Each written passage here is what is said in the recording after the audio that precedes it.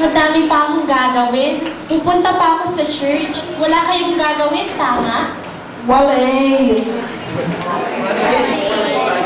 Sama na lang kayo sa akin sa church. Dami kayong matututunan doon. Church? Church daw? Church?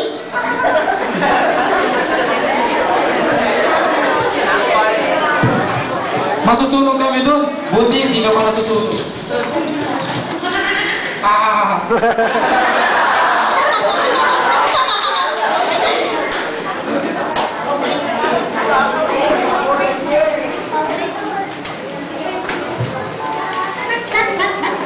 Narinig ko ba sinabi niya?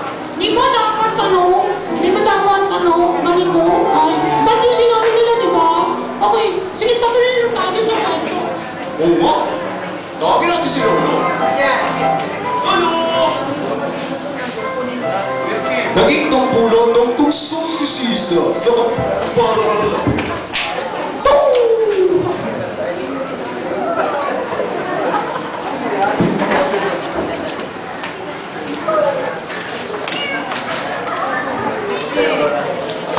Alam niyo ba, pati pala magulang at mga kapatid ni Sisa ay nagpabautismo at naging born again na sila. Oo nga eh! Dito daw sila nag-away ng mga magulang niya.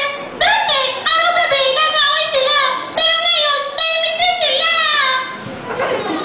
Talagang madami nagbago sa kanilang pamilya.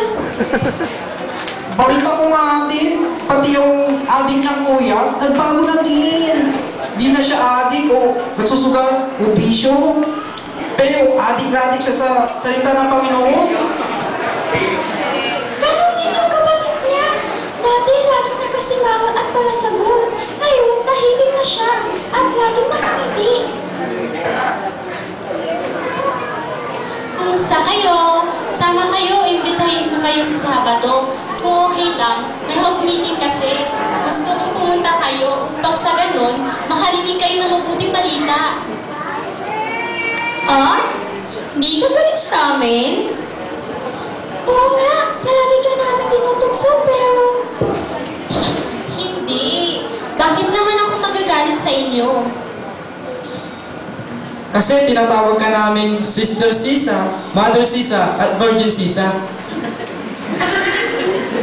Kalimutan na natin yun. Hindi ako galit.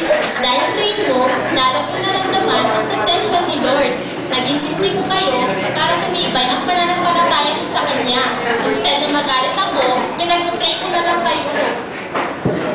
Ganon? Ang bait mo naman. Kaya pala. Si Lord ang mabait, hindi ako. Dahil binigay niya ang kanyang bugtong na anak para sa kaligtasan natin. Ah, kaya pala. Anong kaya pala?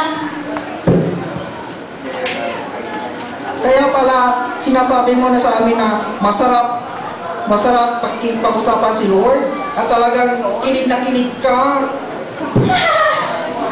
Naalala ko yun ah.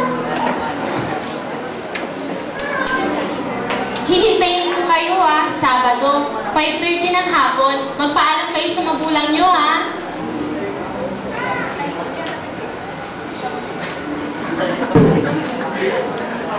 Sige, pupunta kami. Sige, alis na ako. May meeting pa kasi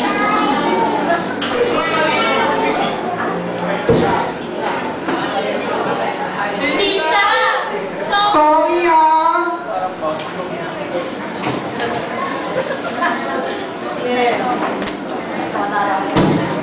Salamat sa pag-imbita. Pupunta kami. God bless!